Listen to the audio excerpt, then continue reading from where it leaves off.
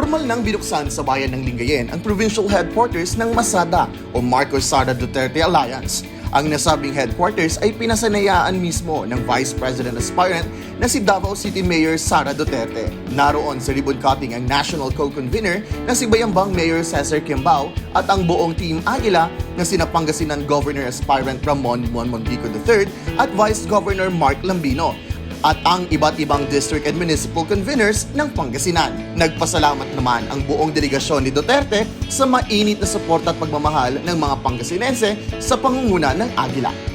Para po humingi ng suporta ninyo dito sa Pangasinan para po sa aming mga kandidatura.